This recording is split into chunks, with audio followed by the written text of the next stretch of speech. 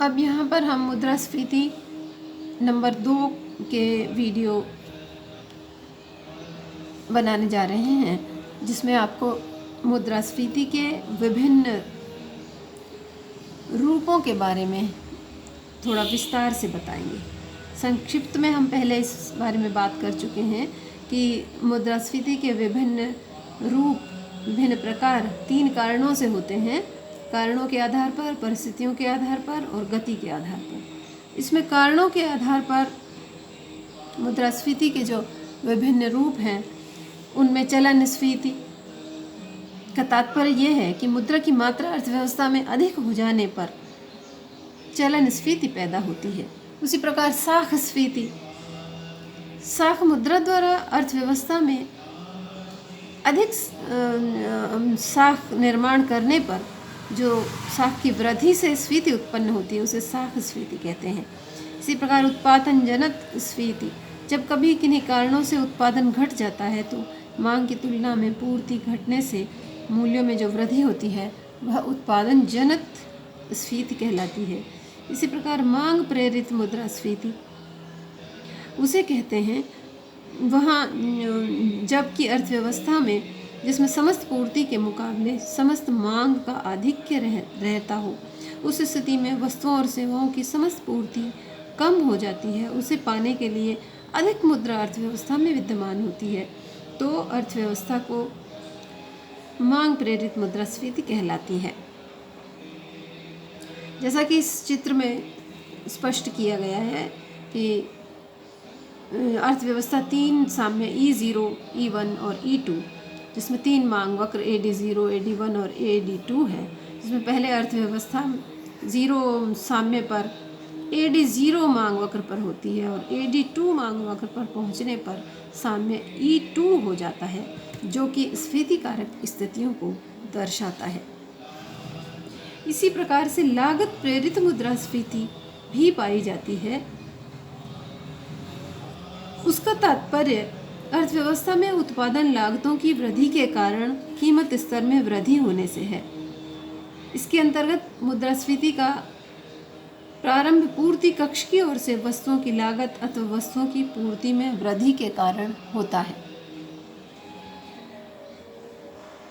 इस सिद्धांत के अनुसार लागतों में अधिक वृद्धि होना, श्रम की उत्पादकता में वृद्धि के मुकाबले श्रम की मजदूरी में अधिक वृद्धि होना, श्रमिकों की ऊंची मजदूरी निर्धारण होना और उत्पादन साधकों की लागतों में वृद्धि से तैयार माल की पूर्ति, कीमत की वृद्धि, कच्चे माल की कीमतों में वृद्धि के कारण लगातार लागतों में वृद्धि होना और ऊंची कीमत निर्धारण अथवा उत्पादकों द्वारा अपना लाभ मार्जिन बढ़ाने की दृष्टि से उत्पादकों की कीमत में वृद्धि होने के कारण लागतों में वृद्धि होती है, जिससे कि लागत जन्य स्फीति उत्पन्न होती है। अब है हीनार्थ प्रेरित स्फीति। जब सरकार अपने खर्चों की पूर्ति नोट छापकर करती है तो इससे मुद्रा की मात्रा में वृद्धि होती है और उसे हीनार्थ प्रेरित स्फीति कहते हैं। इसे बजटीय स्फीति भी कहा जाता है। यह आजकल बहुत ज़्यादा लोकप्रिय है। सामान्यतः विकासशील राष्ट्रों के द्वारा ये कार्य किया जाता है, प्रतिवर्ष किया जाता है, और जितना भी अपना घाटा होता है उसे नोट छाप कर पूरा किया जाता है, और जिससे स्फीति लगातार बढ़ती रहती है। और विश्व के अधिकांश देशों में इसीलिए स्फीति एक भयानक समस्या के रूप में सामने आ रही है। लाभ स्फीति, जब युद्ध काल में उद्योगपतियों के लाभों में अप्रत्याशित वृद्धि होती है, तब लाभ स्फीति हमारे सामने आती है। अधिविनियोग स्फीति, जब देश में क्षमता से अधिक पूंजी का विनियोग किया जाता है तो उत्पादक वस्तुओं और सेवाओं की मांग में तीव्र वृद्धि होने से उसके मूल्यों में वृद्धि से उत्पन्न मुद्रास्फीति को अधिविनियोग स्फीति कहते हैं। इसी प्रकार अवमूल्यन जनित स्फीति, यदि मुद्रा का अवमूल्यन किया जाए तो इन परिस्थितियों में जो स्फीति पैदा होती है वो अवमूल्यन जनक स्फीति कहलाती है। तो ये थी। अब दूसरा है अपना परिस्थिति के अनुसार मुद्रास्फीति। परिस्थिति के अनुसार मुद्रास्फीति वह होती है जो कि युद्धकालीन मुद्रास्फीति, युद्धोत्तरकालीन मुद्रास्फीति और शांतिकालीन विकास स्फीति। युद्ध के समय तो जो युद्ध के लिए अनुत्पादक व्यय और वस्तुओं और सेवाओं की मांग में अप्रत्याशित वृद्धि होती है। इससे मुद्रास्फीति बहुत बढ़ती है। उस समय ऐसे वस्तुओं का उत्पादन होता है जो कि अर्थव्यवस्था के लिए अनावश्यक, उत्पादन में और वृद्धि में अनावश्यक है। इसलिए मुद्रा की मात्रा का उसमें लेकिन विस्तार हो जाता है और मुद्रास्फीति बहुत अधिक तेजी से बढ़ती है। और युद्धोत्तरकालीन युद्ध की समाप्ति के बाद जब जर्जरित अर्थव्यवस्था को पुनर्निर्माण के लिए भारी विनियोग किया जाता है और उस समय जो मुद्रास्फीति होती है उसे युद्धोत्तरकालीन मुद्रास्फीति कहलाती है। शांतिकालीन मुद्रास्फीति, ये हमें मालूम है कि शांति के समय आजकल अधिकांश राष्ट्रों में आर्थिक विकास की बहुत आवश्यकता है और वह राष्ट्र, कोई भी राष्ट्र चाहे किसी भी स्थिति में हो, अपना आर्थिक विकास करना चाहता है और इन विकासात्मक कार्यों के लिए जो खर्चा हम करते हैं वह चाहे नोट छाप कर करें, चाहे उधार लेकर ऋण के द्वारा किया जाए, अन्यथा किसी भी साधन से किया जाए, वह स्फीति की कारक परिस्थितियों को बढ़ाता है। इसलिए यह हर राष्ट्र इस प्रकार की परिस्थितियों से आज सामना कर रहा है। अब तीसरा है गति के आधार पर मुद्रास्फीति। उसमें है रेंगता हुआ या साधारण मुद्रा प्रसार।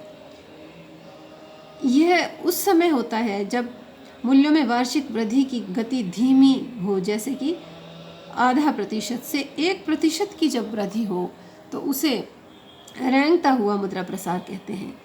और गतिशील या चलता हुआ मुद्रा प्रसार जब 1.5% से 2% वार्षिक वृद्धि होती है अर्थव्यवस्था में तो गतिशील मुद्रा प्रसार कहलाता है।